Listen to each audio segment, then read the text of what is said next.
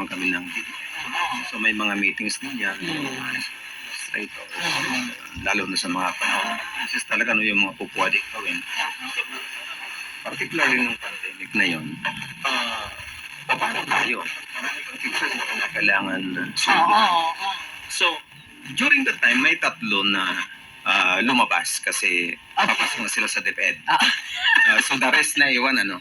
Pero nung sa iwan, nag-usap-usap na kami ano yung pwede nating gawin. Kasi hindi mo rin pwedeng tanggalin. May mga pamilya din yun. Yung iba may hinuhulog ng motorsiklo. Paano ngayon yun?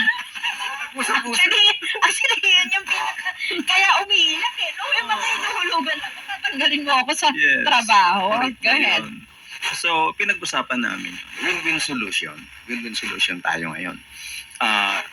Alam ko na yung mangyayari, no? In terms of yung revenue, kung baga, yung collections mo. Naiiyak ba kayo?